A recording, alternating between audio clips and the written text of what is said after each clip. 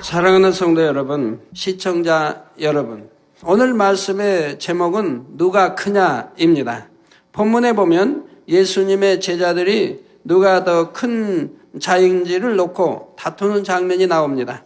수많은 무리가 예수님을 붙잡는 가운데서도 특별히 제자로 뽑힌 12명이니 그것만으로도 자부심이 컸을 것인데 제자들은 그 안에서 누가 더 큰 자인지를 따져보기 원했던 것입니다. 그러면서 큰 자의 기준에 대한 논란이 있었겠지요.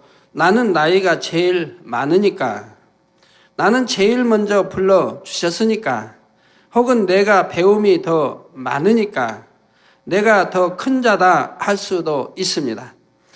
중요한 재정 관리를 내게 맡겨주셨다거나 예수님께서 어떤 일을 명하실 때는 나를 불러 명하시는 경우가 많으니 내가 더 크다 할 수도 있지요.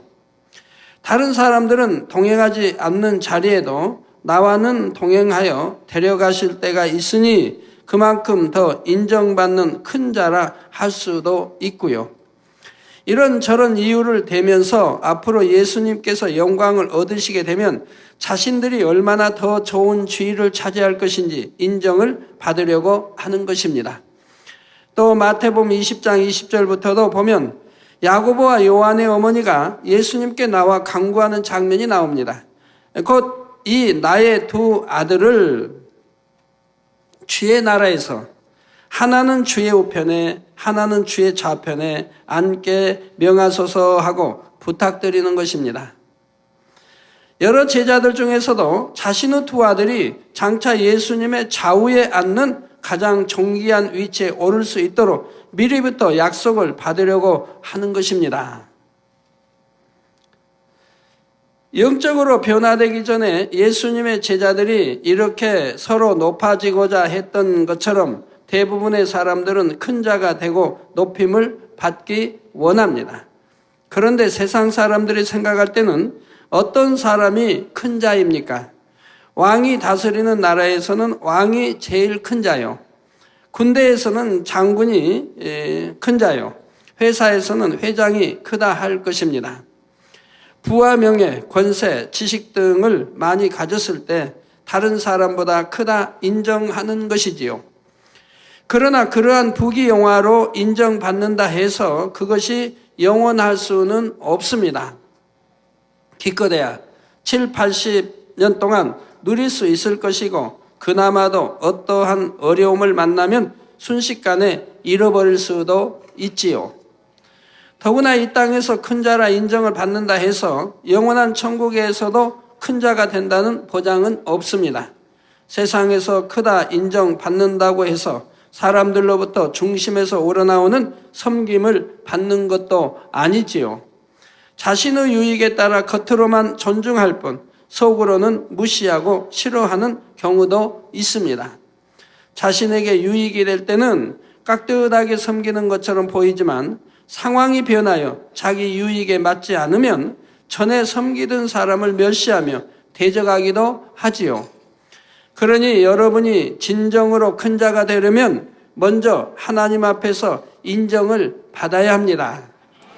하나님 앞에서 인정받는 사람이라면 영적으로나 육적으로나 큰 자가 될 수 있고 이 땅에서뿐만 아니라 천국에서도 영원히 큰 자가 될 수가 있지요.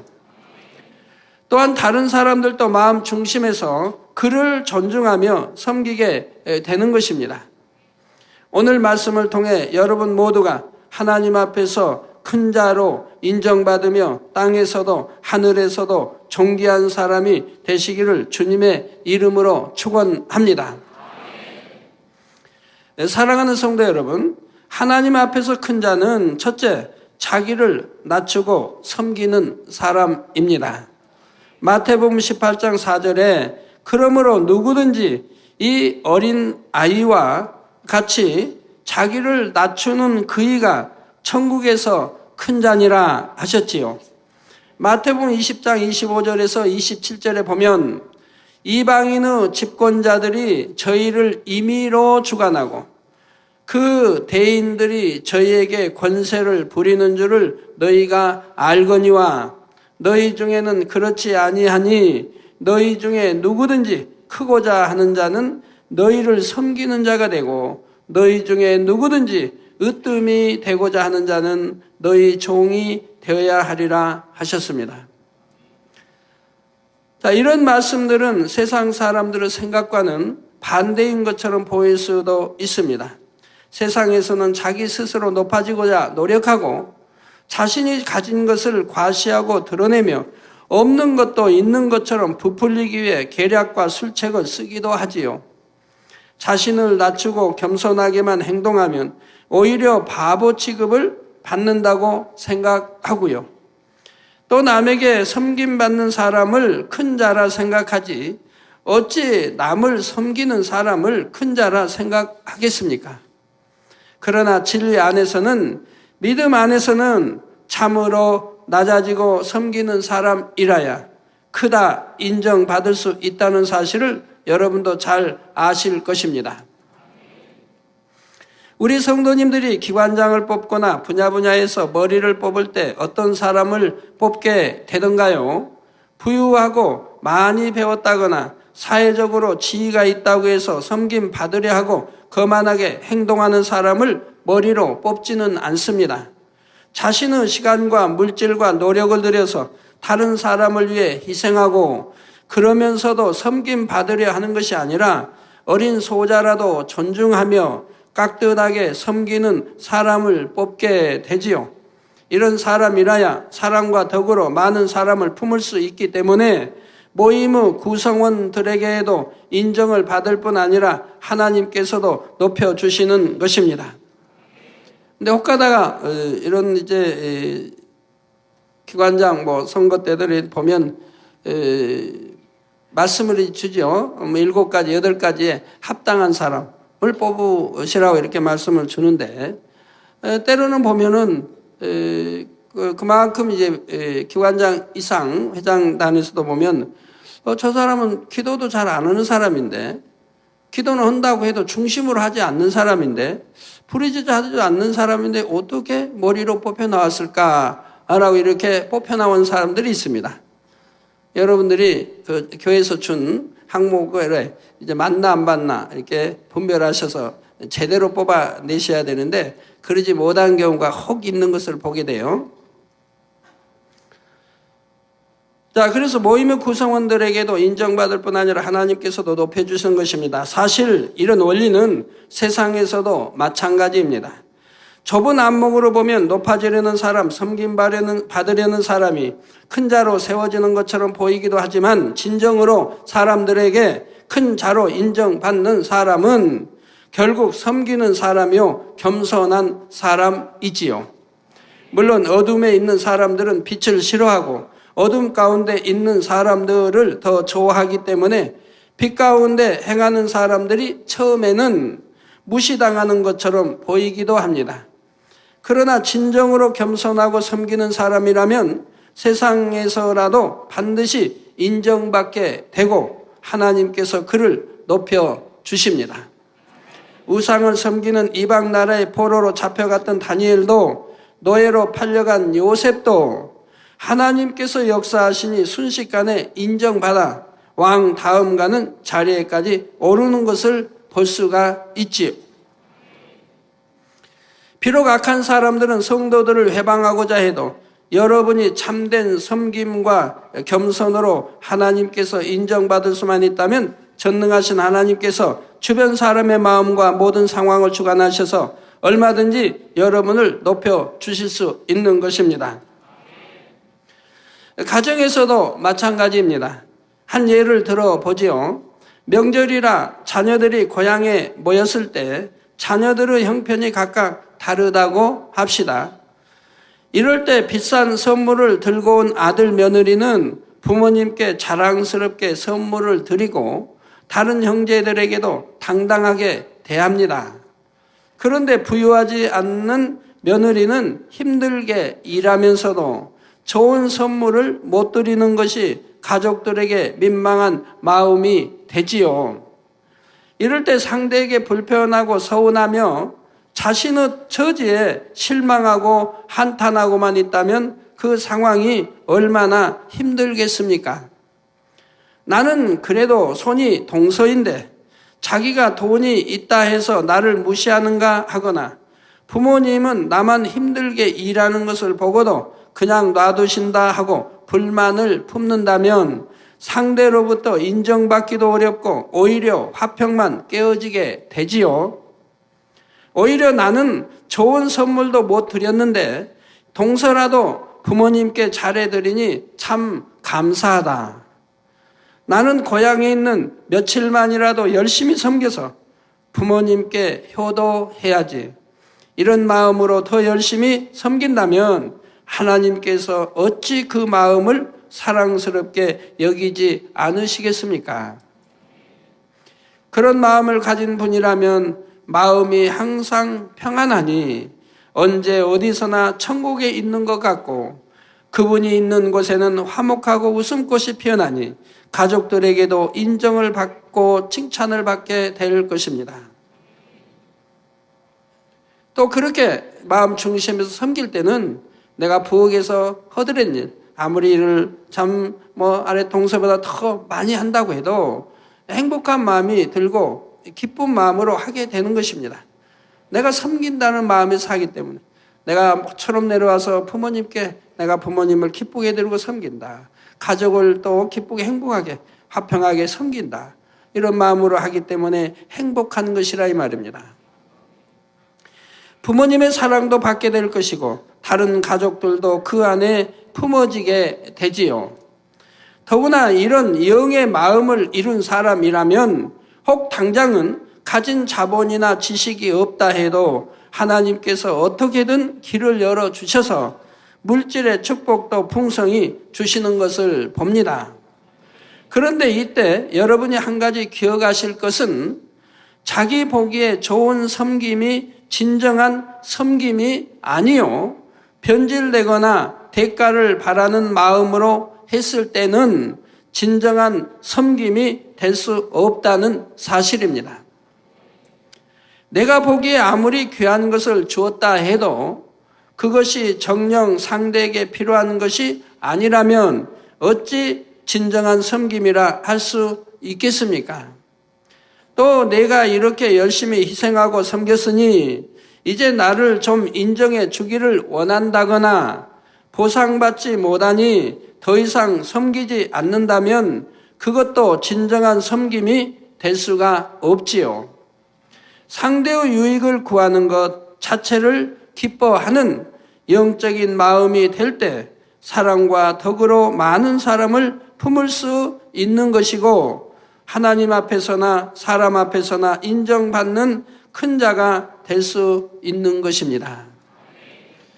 여러분이 한번 생각해 보세요. 섬긴다고 하는 거 그릇이 적으면 마음 그릇이 적으면 섬길 수가 없는 거예요. 마음 그릇이 크기 때문에 다 포용하고 이해하고 용서할 수 있고 섬길 수 있는 그런 마음이 되는 거지. 마음이 좁아봐요. 마음이 적어봐요. 속 좁은 사람. 이런 사람들은 섬길 수가 없어요. 섬겨도 억지로 섬기지 중심에서 우러나온 감사와 기쁨으로 섬길 수는 없다 이 말입니다. 그래도 마음 그릇이 커야 섬기는 거예요. 둘째로 하나님 앞에서 큰 자는 하나님의 계명을 행하면서 가르치는 사람입니다. 마태복음 5장 19절에 보면 그러므로 누구든지 이 계명 중에 지극히 작은 것 하나라도 버리고 또 그같이 사람을 가르치는 자는 천국에서 지극히 작다 일컬음을 받을 것이요 누구든지 이를 행하며 가르치는 자는 천국에서 크다 일컬음을 받으리라 했습니다. 즉 하나님 말씀 크고 적고가 없이 이건 지극히 적은 거니까 괜찮아. 이건 지극히 적은 거니까 행치 아니어도 돼. 이건 지극히 적은 죄니까 이쯤이야 라고 가르친다고 하면 아니 된다 이 말입니다. 크든 적든 다 하나님의 마음이요 말씀입니다. 그걸 다 지켜 행하고 또 그대로 가르쳐야 하는 것이라 이 말입니다. 그래서 다시 말씀드리면 누구든지 이 계명 중에 지극히 작은 것 하나라도 버리고 또 그같이 사람을 가르치는 자는 천국에서 지극히 작다 일컬음을 받는다 이 말입니다. 온전히 말씀대로 행치 못하는 거죠. 가르치지도 못하고 본인도 행치 하냐고. 그러니 좋은 천국에 갈 리는 없지 않습니까? 그저 부끄러운 건 낙원이나 아니면 1, 2천층에 밖에 갈 수가 없는 거지요. 천국에서 누구든지 일을 행하며, 즉 하나님이 말씀 이걸 행하며 가르치는 자는 천국에서 크다 일컬음을 받으리라 하셨습니다. 항상 행함이 중요하죠. 어떤 사람은 가르치기는 잘하는데 행치 않는 사람이 있고요. 어떤 사람은 잘못 좀 가르쳐도 행하는 사람이 있고, 어떤 사람은 잘 가르치고 또 모든 걸 행하고, 이 사람이 최고죠. 모든 걸 행하고 그리고 잘 가르치고 하면 그야 으뜸이죠. 그러나 아무리 잘 가르치고 행치 아니하면 그건 소용이 없습니다.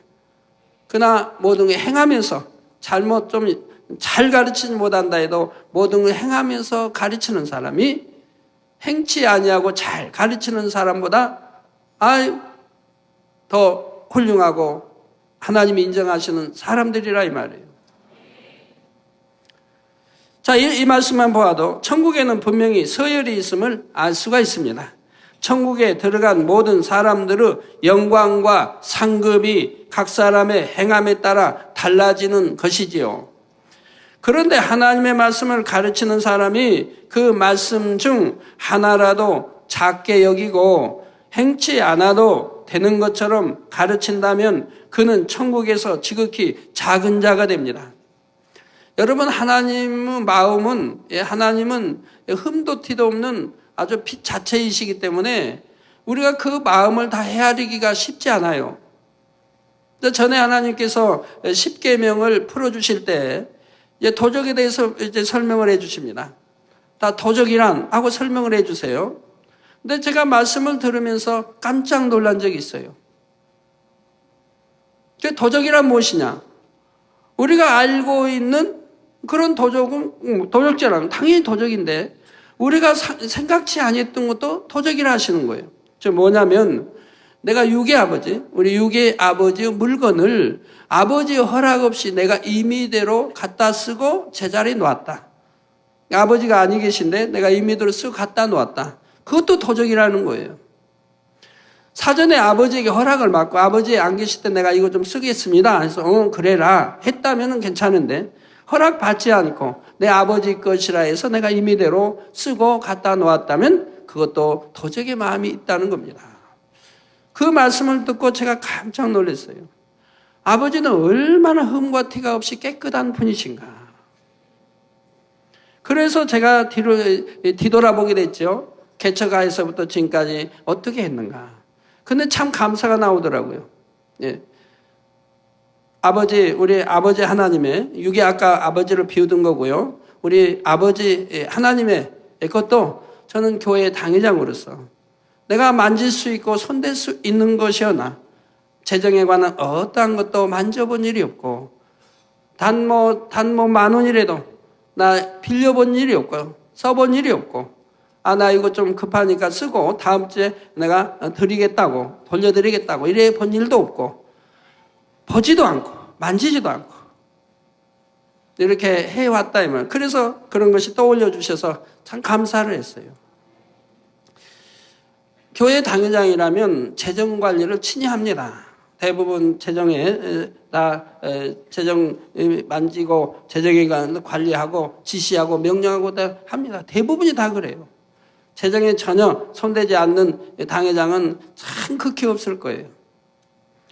그러나 저는 아예 손대지 않았으니까요. 당회장으로서 권리가 있는데도 아예 손대지 않았습니다. 왜요? 당회장으로서 할 수 있다는 그 권리, 이 권리도 제가 버린 것은 하나님의 말씀이 우선이기 때문입니다.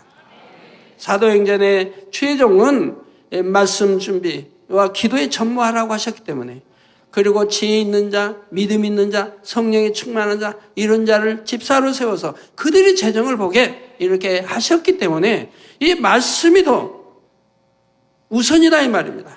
그래서 하나님 말씀대로 순종하기 위해서 저는 개척한 첫 주부터 일체 재정에 관여를 하지 않은 거예요. 물론 그로 인해서 부작용도 덜 있었습니다만은, 그러나 하나님 말씀이 우선이게 그렇게 해왔던 것입니다. 그래서 아까 도적의 설명 주신 것 같이 이렇게 아버지 마음은 너무나 깨끗하시기 때문에 이렇게 도적에 관한 하나 설명을 들어도 이렇게 하시는 것을 볼 수가 있더라 이 말이에요. 그럼 우리 마음은 어떻습니까? 저도 참 감사하게도 개척 때부터 교회 봉투 하나를 제가 사용하지 않아요. 교회 전화 하나를 사용하지 않아요. 하나님이 일로 사용하는 거예요. 개인 사적으로는 사용하지 않고 혹여 전에 집에 전화가 없고 해서 사용해야 한다고 할 경우는 거기에 대해서 다 아버지 앞에 다시 드렸어요. 사용한 거에 대한 걸 넘치게 해서 드렸어요.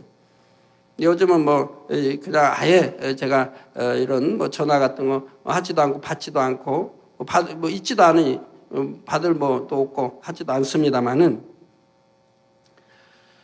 자, 그래서 이렇게 그는 천국에서 지극히 작은 자가 됩니다. 성경 66권의 모든 말씀을 다 소중히 여기며 온전히 지켜 행하도록 가르쳐야 하지요. 그런데 아무리 잘 가르친다 해도 자신은 행하지 않으면서 가르치기만 한다면 그는 결코 큰 자가 될 수가 없습니다. 오히려 바리새인이나 제사장들처럼 외식하는 자라는 책망만 듣게 되지요. 알면서도 행치 않으니 더 합당치 않은 것입니다. 어찌 보면 수많은 계명을 다 지킨다는 것이 까다롭고 어려운 것처럼 보일 수도 있지만 하나님을 진정으로 사랑한다면 계명을 지키는 것이 결코 어렵지 않습니다. 그리고 그 많은 계명을 어떻게 지킵니까? 할 필요도 없는 거예요.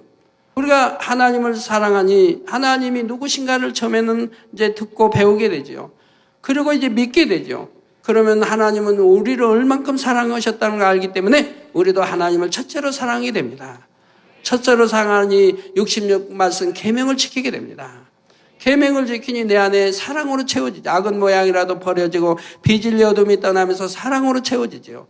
이 사랑은 곧 주님의 마음이요 하나님의 마음이 되는 거죠.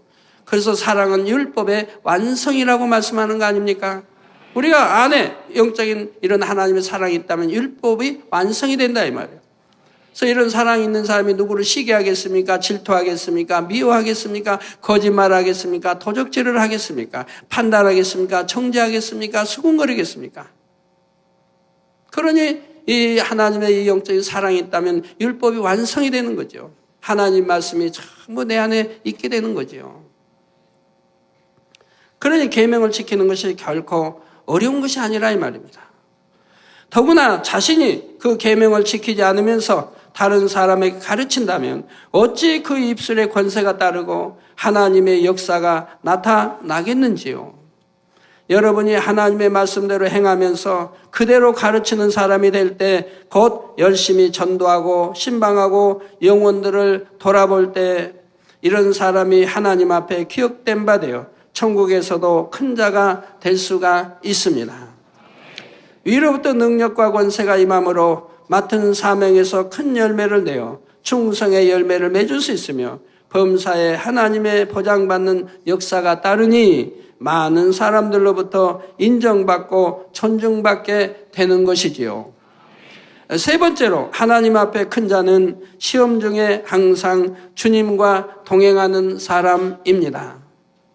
예수님께서 이 땅에 오셔서 고난을 당하실 때에 제자들은 예수님과 함께 동행하며 예수님의 시험에 동참을 했습니다.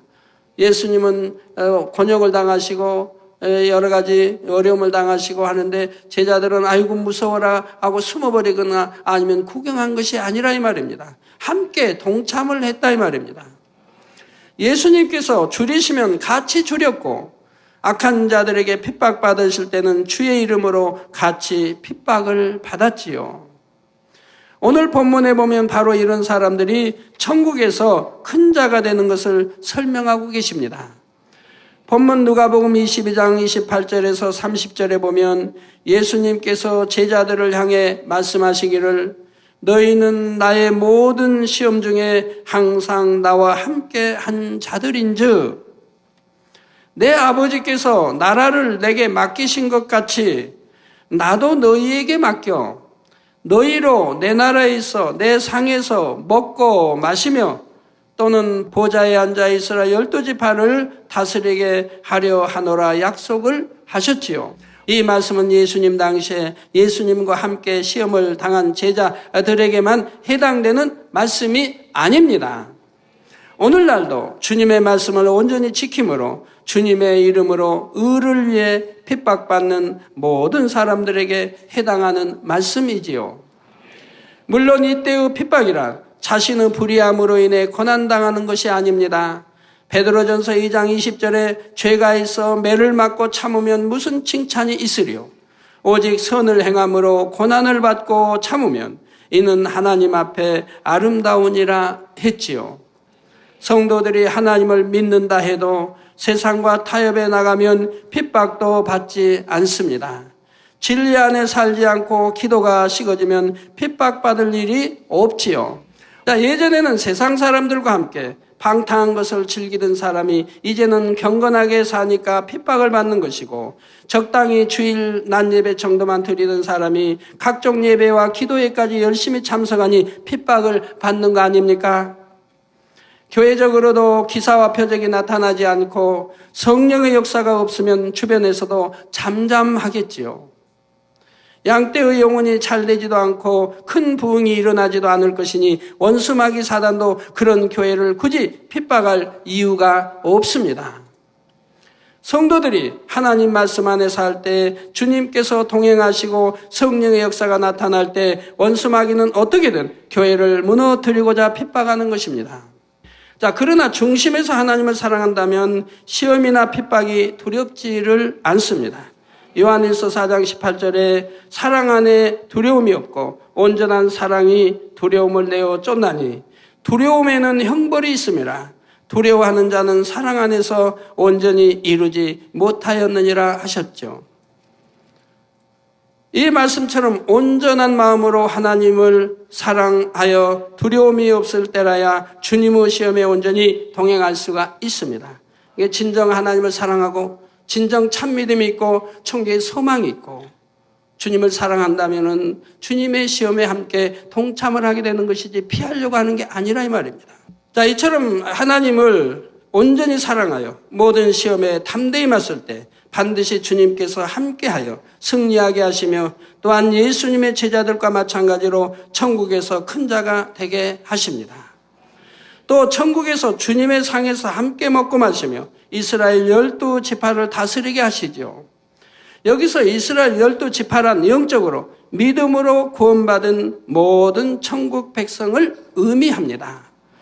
모든 천국 백성을 다스린다는 것은 이 땅의 백성을 치리하는 왕들처럼 천국 백성들을 지배하고 주관한다기보다는 그만큼 존귀하여 모든 사람에게 섬김 받는 것이며, 이는 새 예루살렘에 들어가는 하나님의 자녀들에게 해당하는 말씀입니다.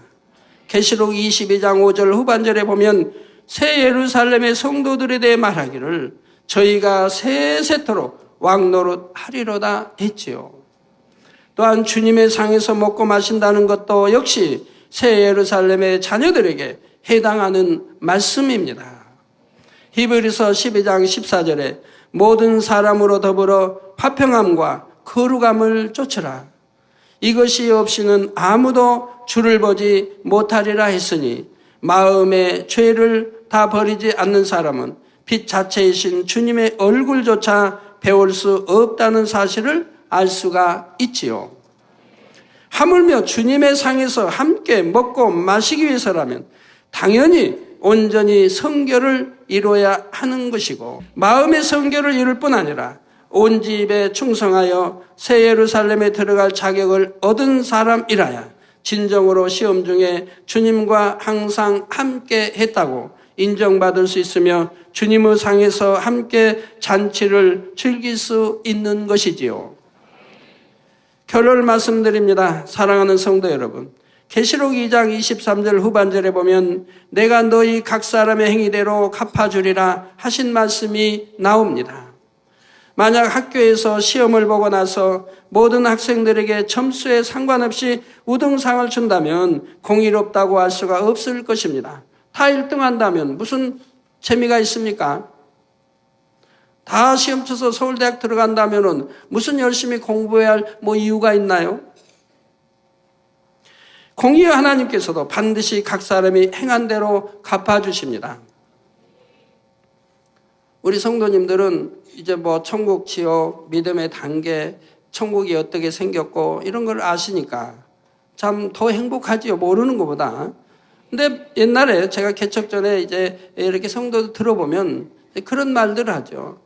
야, 우리가 천국 가기 전에 이 땅에서 마음껏 그냥 마시고 취하고 마음껏 하자 가자. 천국 가면 이제 그런 거 못 한다는 거죠. 천국 가면 그 영원토록 세세토록 무슨 재미로 살까? 이런 사람도 봤어요. 얼마나 믿음이 없는 소치요. 너무 천국에 대해서 모르기 때문에 그런 것이라 이 말입니다.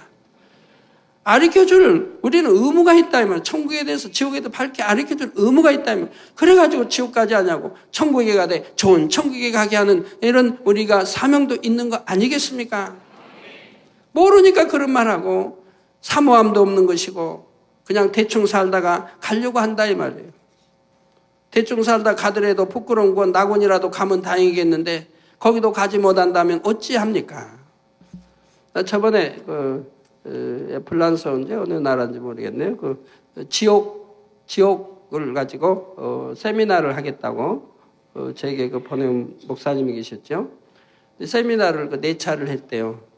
근데 호응도가 너무 좋았대요. 그렇게 많이 안 모이는데 다른 세미나에는 많이 모이고 많이 모였다는 증거가 듣고 싶다는 얘기예요. 그리고 세미나를 했는데 호응도가 너무 많았고 그리고 질문들을 이렇게 다 받았고요. 그 다음에 또 해달라고 이렇게 요청들을 받고요. 한 분으로 안 되니까 다음에 또 해달라. 그 이제 녹음된 테이프들을 달라. 그래서 호응도가 너무 좋았다고 말씀한 거 봅니다. 얼마나 목회자들도 이 지옥에 대해서 알고 싶어 하죠. 그래서 이제는 다음에 또 다니면서 하겠지만 이제 천국 사각원도 준비해서 세미나를 하겠노라고 편지가 온 것을 보게 됩니다. 너무나 많이 사모하고 있다고 말씀을 해요.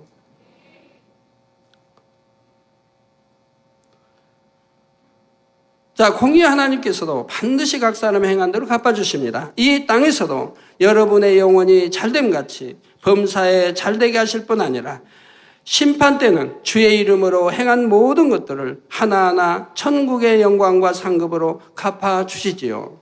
이러한 하나님의 공의를 바로 알지 못하면 주님을 영접했다 해도 그저 구원만 받으면 된다고 생각하니 진리 안에 온전히 거하지도 못하고 신앙생활에 열심내지를 못할 것입니다.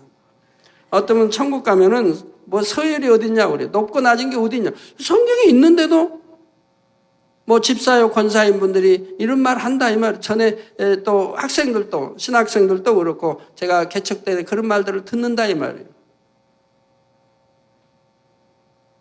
천국은 뭐 공의롭고 사랑스러운 천국에 무슨 높낮이가 있고 그렇게 하겠냐고. 그러나 여러분 질서가 없다면 뭐나 유지가 되는 게 아니에요. 천국은 질서에 대해서 많이 말씀해 놨잖아요. 우리 주님도 친히 말씀하시잖아요. 원수마귀 사단의 세계에도 질서가 있다고. 질서가 무너지면 나라가 망한다. 그 원수마귀 왕국도 무너지는 것이라 이 말입니다. 그래서 천사장이 있고 군대장관이 있고 큰 천사, 작은 천사 쭉 나오지 않습니까 성경에? 우리 주님도 이렇게 좌우편에 인정하시지 않습니까? 그건 내 소관이 아니라 아버지 하나님이 결정하신다고 인정하시지 않습니까?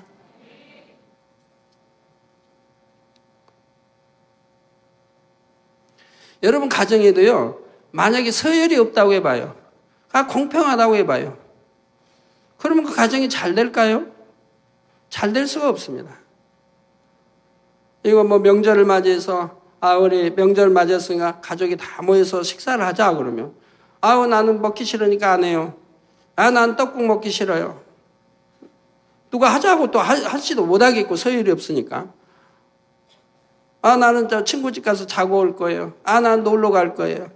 나는 떡국 대신에 나 떡을 많이 먹을 거예요.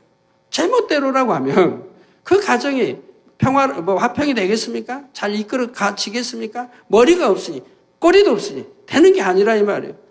머리도 있고 몸통도 있고 허리 꼬리 다 있어야 한다 이 말이에요. 그래 잘 가는 거라 이 말이에요. 머리가 잘 인도하면 꼬리도 잘 따라가고요. 꼬리가 머리 되려고 하면 그거는 또 망하는 거죠. 거꾸로 가면 가겠습니까? 꼬리가 이끌어가면 그게 가겠습니까? 반드시 다 질서가 있어야 되는 거예요. 지시가 무시돼서는 이루어지는 게 없는 거지요. 사랑하는 성도 여러분, 계시록 2장 24절 5반절에 내가 너희 각 사람의 행위대로 갚아주신다. 행한 대로 갚아주시는 뜻이 다르고 행위대로 갚아주시는 뜻이 다르죠. 행위대로 내가 어떤 죄를 범했으면, 내가 어떤 입술의 말을 뱉었으면 그것이 진리냐 또는 비진리냐, 내가 선한 말을 뱉었느냐 악한 말을 뱉었느냐, 모든 것에 따라서 또 심판이 주어지고 하나님이 다 상급도 주시고 하는 것이라 이 말이에요. 또 만약 학교에서 시험을 보고 나서 모든 학생들의 점수에 상관없이 우등상 준다면 공의롭다고 할 수 없다 이 말이에요. 공의 하나님께서는 반드시 각 사람의 행한 대로 갚아주신다는 사실을 명심하시기 바랍니다. 이 땅에서도 여러분의 영혼이 잘됨같이 범사에 잘되게 하실 뿐 아니라 심판 때는 주의 이름으로 행한 모든 것들을 하나하나 천국의 영광과 상급으로 갚아주시지요. 이러한 하나님의 공의를 바로 알지 못하면 주님을 영접했다 해도 그저 구원만 받으면 된다고 생각하니 진리 안에 온전히 거하지도 못하고 신앙생활에 열심내지를 못할 것입니다. 그러나 공의로우신 하나님의 뜻을 밝히 알면 말씀대로 살고자 하는 소망이 더해지지요. 마음의 할례를 이루어 겸손하고 섬기는 사람, 말씀대로 행하여 본이 되면서 가르치는 사람, 그래서 하나님의 보장을 받아 권능으로 하나님의 나라를 크게 이루며 주님의 시험에 동참하는 사람, 이런 사람이 되어서 땅에서나 하늘에서나 큰 자가 되리라는 소망이 있는 것입니다. 그러니 세월을 아껴 성결을 이루고 온 집에 충성하며 오직 하나님 앞에 헌신하는 삶을 살 수가 있지요. 사랑하는 성도님들은 모두가 이런 소망을 가지고 하나님 앞에서 큰 자가 되시기를 바랍니다. 그래서 장차는 영원한 새 예루살렘에 들어가 주님의 상에서 먹고 마시며 왕같은 권세와 영광을 누리는 여러분이 다 되시기를 주님의 이름으로 축원합니다.